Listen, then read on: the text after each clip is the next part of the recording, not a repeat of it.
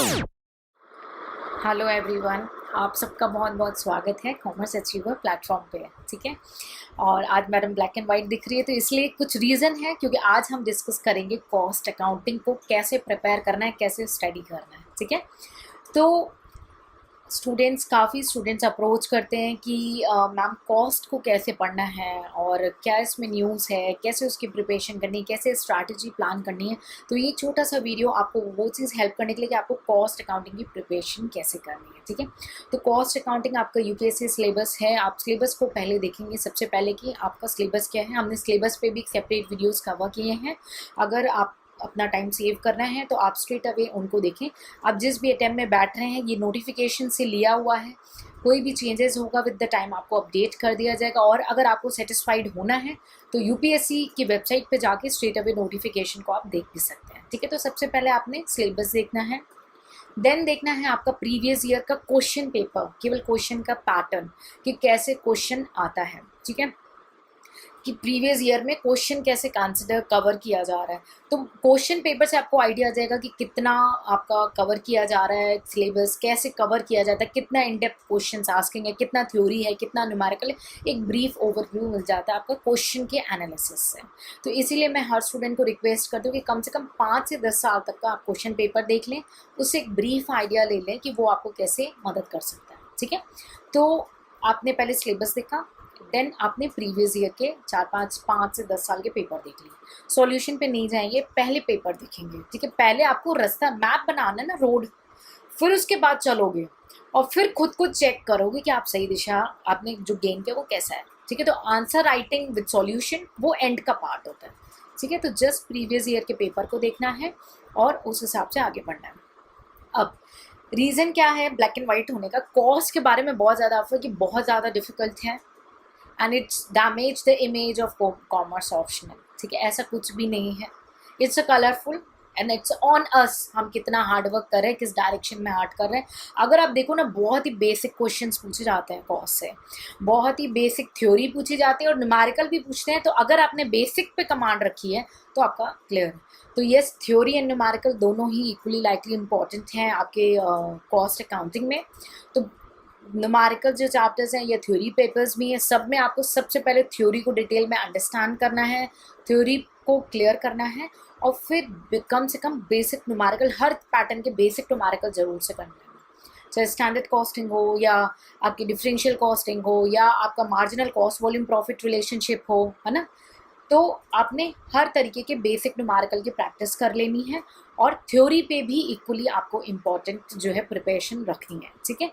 तो cost accounting में आपने अभी जब भी बेसिक कर लिया ना, तो आप जब फिर उसके बाद, मैंने कहा पहले पेपर देखना है, प्रीवियस ईयर सिलेबस देखना है, फिर प्रीवियस ईयर पेपर देखना है, फिर प्रिपरेशन की प्लानिंग करनी है, स्ट्रैटेजी अप करनी है एंड देन उसके बाद आप प्रीवियस ईयर पेपर को उठाओ और सॉल्व करो। प्रिपरेशन के बाद तब आपको चाहिए question paper with suggested answer, ताकि आप खुद को चेक कर सको कि कहीं आप गलत डायरेक्शन में आंसर राइटिंग तो नहीं कर रहे हो। बिकॉज आंसर राइटिंग प्रैक्टिस उतनी ही ज़्यादा इम्पॉर्टेंट है जितनी आपकी अंडरस्टैंडिंग, जितनी आपकी मेमोराइजेशन। तो सबसे पहले अंडरस्टैंड करेंगे, कॉन्सेप्ट को अच्छे से समझेंगे।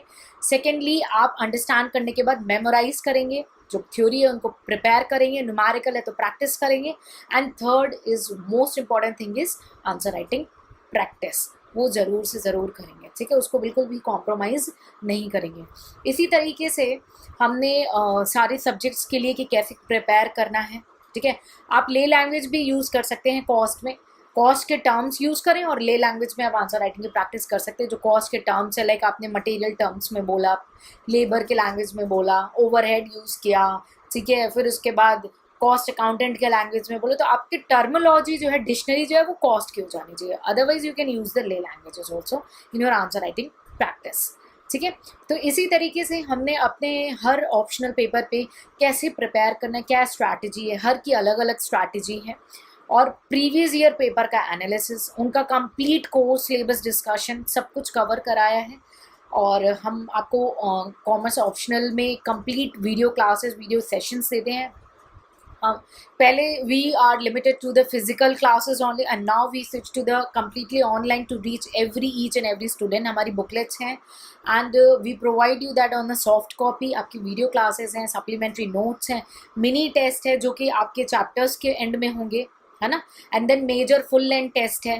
सो there are ample of options to check you and to walk you in a right direction. आपका समय बहुत कीमती है. ये जो आप प्लेटफॉर्म चूज़ किए हो ना यूपीएससी का, जो आईएएस बनना है, आईपीएस, आईआरएस, सबके अपने अपने कुछ सपने हैं, अकाउंटेंट्स बनना है किसी को, तो ये अगर चूज़ किए तो आप अपना जीवन का बहुत ही कीमती समय दे रहे हो. बहुत सारे तीज त्यौहार छोड़ते हो, बहुत सारे शादी फंक्शंस फेस्टिवल सारी चीज़ें छोड़ते हो, और आपके घर वाले भी, आपके जो पेरेंट्स हैं, फ्रेंड्स हैं, भाई बहन हैं, आपके स्पाउस यानी हस्बैंड वाइफ जो भी हैं, वो भी कहीं ना कहीं आपकी जीत के लिए कुछ ना कुछ कॉम्प्रोमाइज़ कर रहे हैं. आपकी जीत के लिए चुप बैठे हैं, आपकी जीत के लिए आपका साथ दे रहे हैं. उनको धोखा मत दें और खुद को भी धोखा मत दें. अपना समय जो दे रहे हो ना उसका बेस्ट यूज़ करो. ये जो ब्लैक एंड वाइट पिक्चर है ना, इसको कलरफुल आपको करना है, और जब कलरफुल हो जाए तो मुझे बता के जाना कि कितना सपोर्ट मिला. ठीक है. सो अगर आपको इस डिस्कशन से बेनिफिट मिला है तो प्लीज़ लेट अस नो. कोई भी क्वेरी रह जाती है, कोई भी आपको कॉस्ट अकाउंटिंग में कोई आपकी स्ट्रैटेजी में कि कैसे प्रिपेयर करना है, कैसे जाना है, कोई डाउट रह जाता है तो आप उसको कमेंट सेक्शन में पूछ सकते हैं. और आपको कोई बात सेटिस्फाइड नहीं की या आपको कोई चीज़ लगा कि मैं गलत मेंटर कर रही हूँ, तो मैं चाहूँगी कि आप उसको भी बिल्कुल दिल खोल करके कमेंट सेक्शन में ही बोल के जाए, अपने साथ लेके नहीं जाए, क्योंकि आपकी प्रिपरेशन में वो प्रॉब्लम करेगा. ठीक है. कमेंट सेक्शन में नहीं, I am welcoming, I am inviting, जो बोलना है बोलो. ठीक है. कमेंट सेक्शन में बोल के जाओ और आई ट्राई टू सॉल्व. अगर आपने मेरे को सेटिस्फाई कर दिया या मैंने एनालिसिस के बाद देख लिया कि वो जेन्यूनली आपको प्रॉब्लम कर रहा है, मैं इसको सॉर्ट आउट कराऊंगी. There is nothing to fair. आपने जो जिद ठानी है बस उसको अचीव करो. सर्व द कंट्री, और ना खुद को धोखा दो, ना अपने पेरेंट्स, अपने फैमिली मेम्बर्स को धोखा दो जो आपका साथ दे रहे हैं. हार्ड वर्क करो each and every single day. ठीक है. सो अगर कोई और सपोर्ट की ज़रूरत है तो कमेंट सेक्शन में पूछें. एंड प्लीज़ टेक केयर, अपना ख्याल रखें, अपने आप को फिजिकली फिट रखें. फिजिकली फिट रहेंगे तभी पढ़ाई पे भी ज़्यादा मेहनत कर पाएंगे. और आपको बता दूं, रैंकर्स को घंटों घंटों नहीं सुना करें. बहुत सारे स्टूडेंट्स मेरे को बोलते हैं कि मैम उस पर सुनता हूँ तो समय बीतता चला जाता है, पता नहीं चलता. ये गलती मत करें. अगर रैंकर बनना है ना तो फेलियर से सीखो. ठीक है. देखिए, सब कोई हाईलाइट पिक्चर दिखाता है, द बैक में क्या है, सबके फैमिली इश्यूज थिंग डिफरेंट है, सबका फैमिली स्टैंडर्ड अलग है, सबके हेल्थ क्राइटेरिया अलग है, सबको मेमोराइजेशन का टेक्निक अलग है, सबका बैकग्राउंड अलग है और बहुत कुछ अलग है.